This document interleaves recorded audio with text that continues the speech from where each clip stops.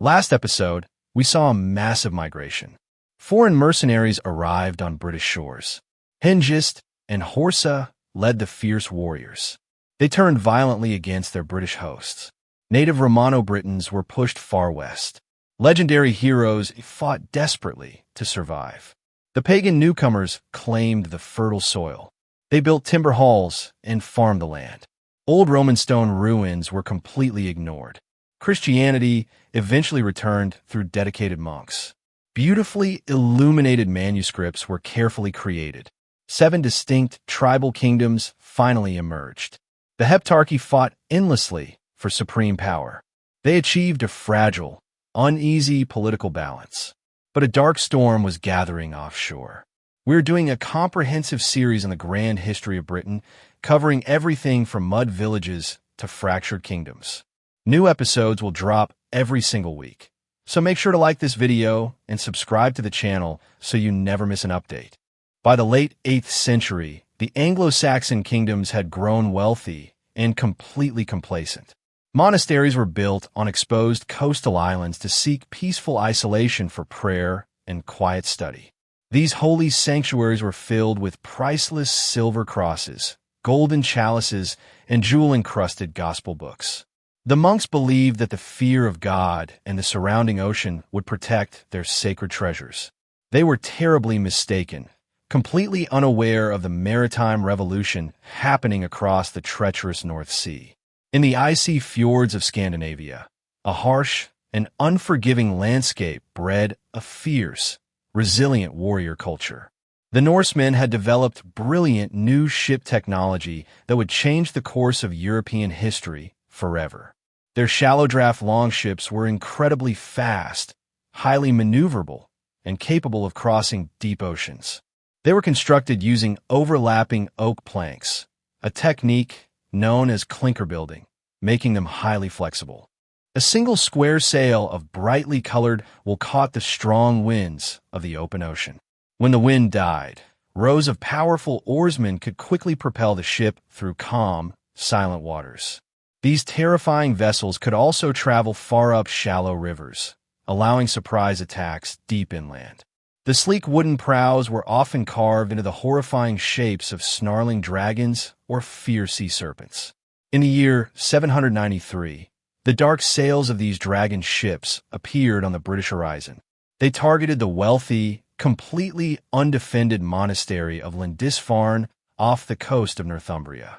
The vicious pagan warriors stormed the sacred beaches with heavy iron broadswords and deadly bearded axes. They slaughtered the helpless monks without mercy, drowning some in the sea and taking others as bound slaves. The raiders ruthlessly stripped the silver from the holy altars and loaded the stolen wealth into their waiting ships. The survivors wept as they searched the bloody ruins for the scattered bones of their beloved saints.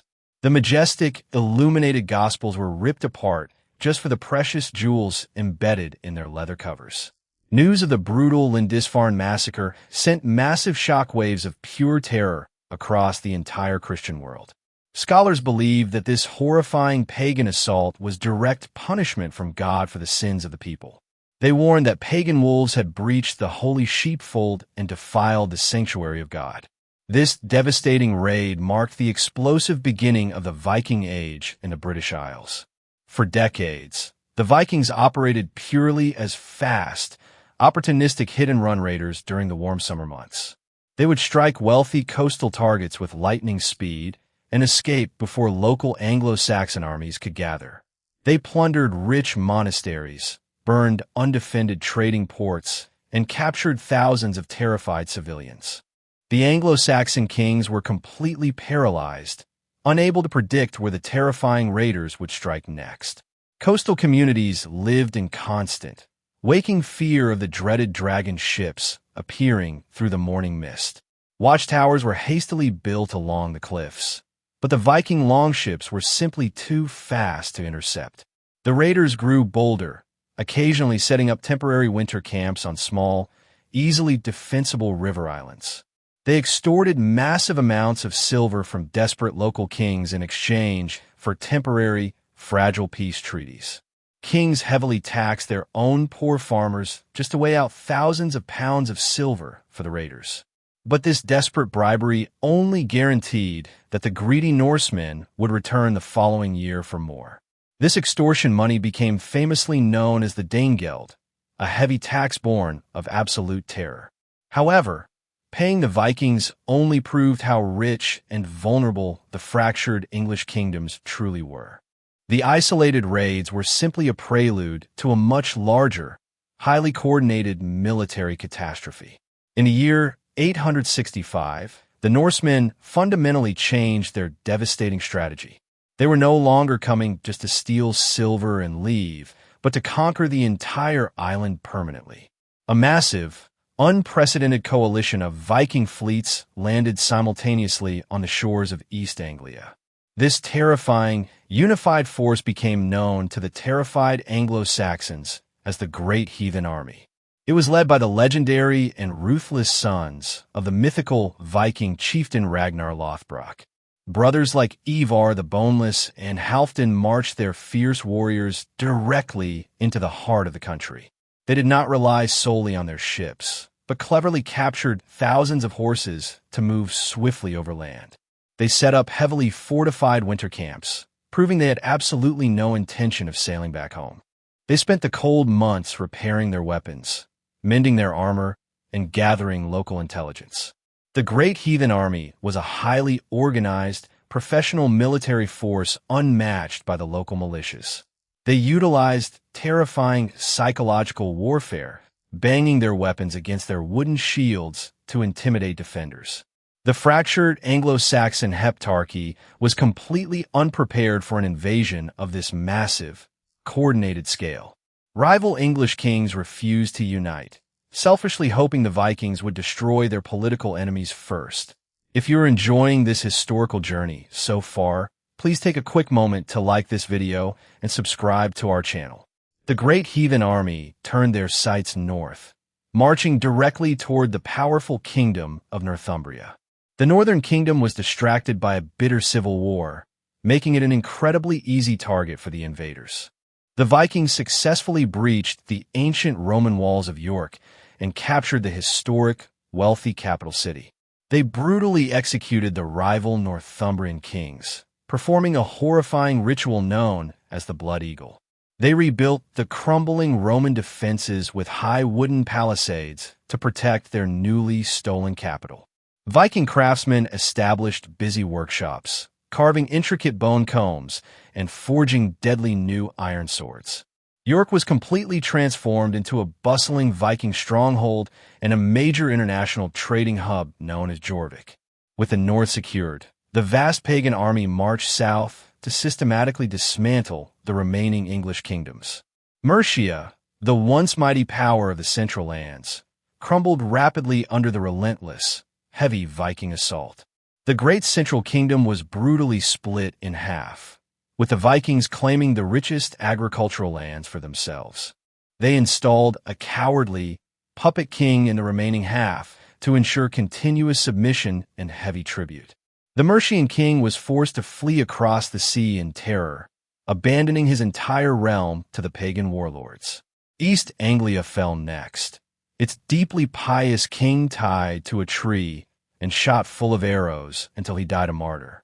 One by one, the ancient proud kingdoms of the Anglo-Saxon Heptarchy were completely wiped off the map. The Norsemen divided the conquered agricultural lands among themselves and settled down as wealthy farmers. They brought their own families, their unique language, and their pagan customs to the eastern half of the island. This vast conquered territory became officially known as the Danelaw, where Viking laws and traditions ruled absolute.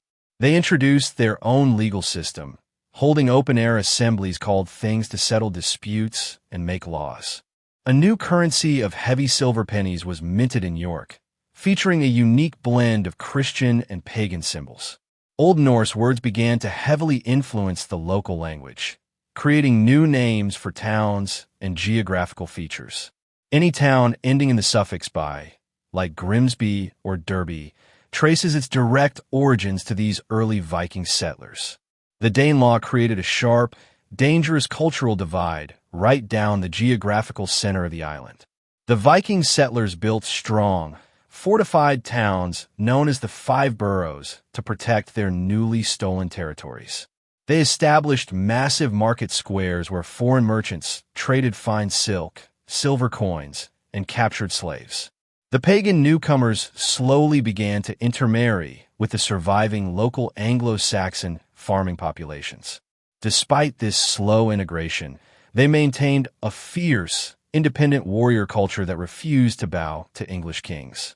By the late 9th century, only one single Anglo-Saxon kingdom remained standing against the absolute pagan tide. The southern kingdom of Wessex found itself entirely surrounded, desperately fighting for its very survival. The Great Heathen Army launched a massive, coordinated surprise attack on Wessex during the dead of winter.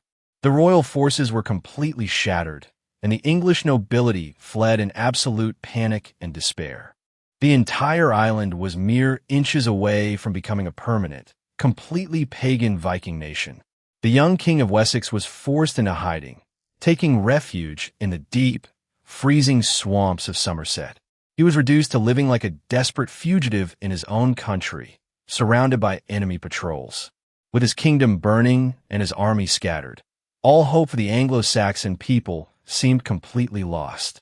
The terrifying fury of the Northmen had successfully broken the proud spirit of the fractured Heptarchy. But from the muddy, freezing marshes, a brilliant new military strategist was quietly planning his return.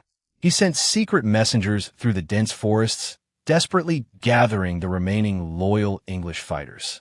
The stage was now perfectly set for the most critical, desperate defensive war in the history of the island. The survival of the English language, culture, and Christian faith rested entirely on the shoulders of one man. He would have to fight back against impossible odds to save his dying kingdom from total annihilation. Next week on our channel, we will witness the incredible rise of the first true king. We will follow the legendary Alfred the Great as he fights back the Viking hordes from the brink of total defeat.